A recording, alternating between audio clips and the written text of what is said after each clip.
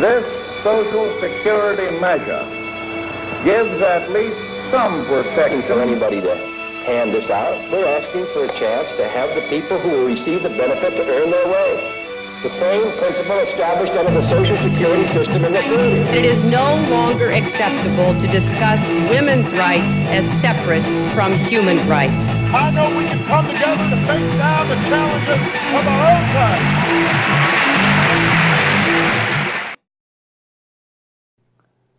Welcome back to another edition of The Democrats, where we're introducing to you, the viewers, state representative candidates that are running on the Democratic ballot here in Nashua. Today, our guest is Suzanne Vail. Suzanne is a candidate in Ward 2 here in Nashua. And welcome, Suzanne. Thank you. It's great to be here. Thank you, Why don't Cindy. you tell us a little bit about yourself so the viewers get to know you? I am a native Nashuan, and my grandmother came. She was one of the first of our family, so 2 generations back. I've lived here most of my life.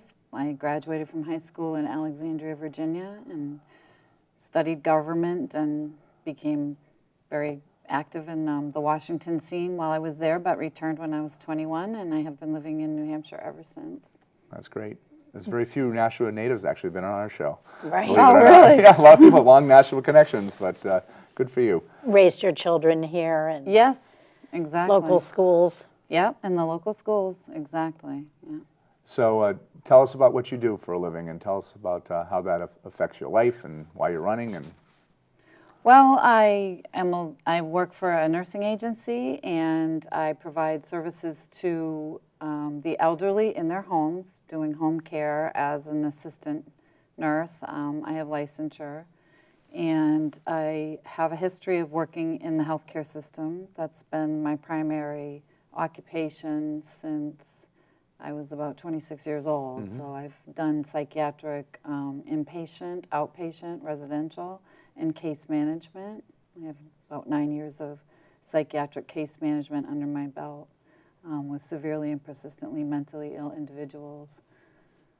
Well, I mean, the home care system, community-based care, I think is absolutely the bedrock of our economic and health security, really. People want to stay in their communities, but for so many people across New Hampshire, they need a little bit of help in the home. They do. And tell us what your typical client is like. You know, what's their physical and socioeconomic and social, you know, their function level?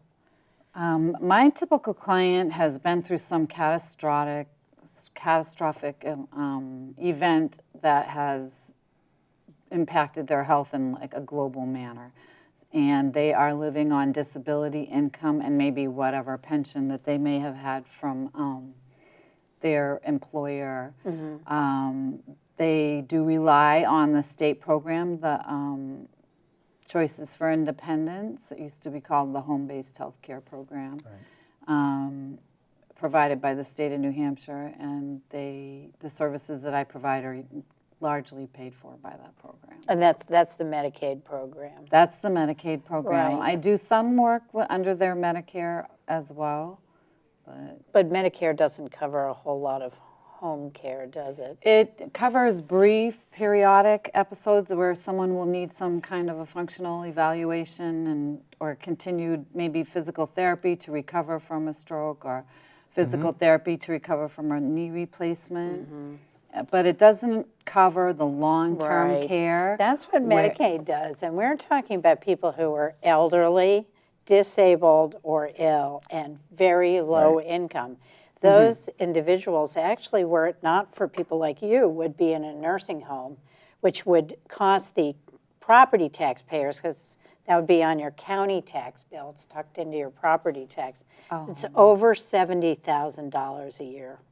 It's hugely expensive wow. versus trying to maintain people in their homes and communities where they want to be. So, Suzanne, what inspired you to decide to run for the New Hampshire House?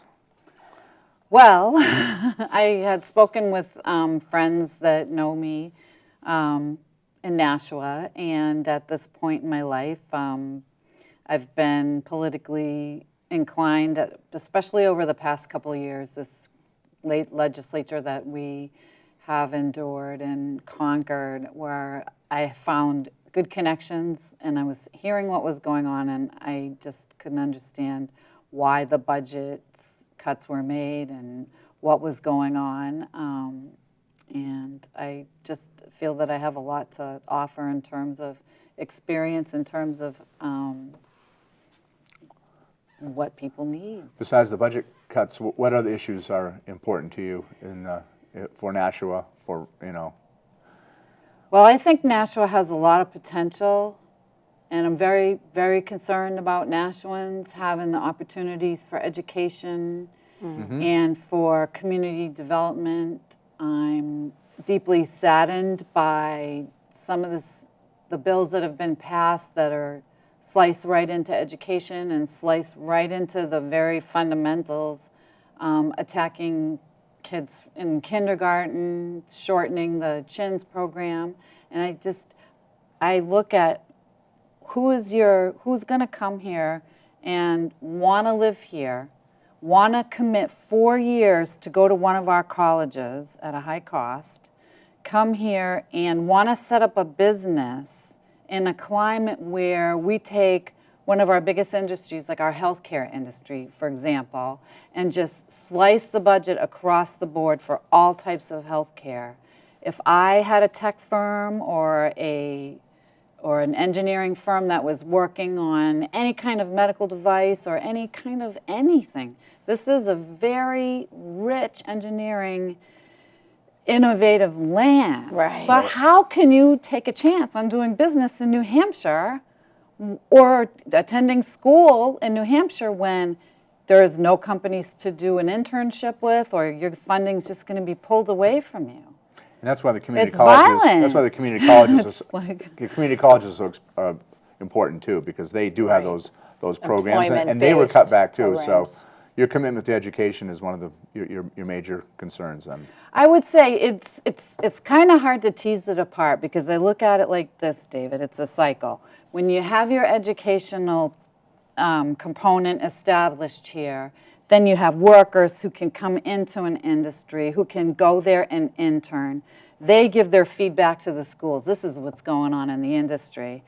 They go out, they have a place to work, that feeds the community. People have an opportunity, hopefully economically, in an equal manner to benefit from economic success that goes on in New Hampshire.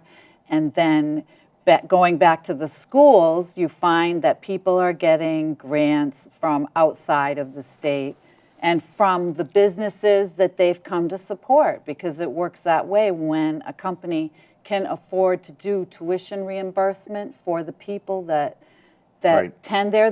So it just goes around in a circle where you can continue to grow your population. So Right. it's not just your kids we're talking about, it's adults that need new skills in their jobs.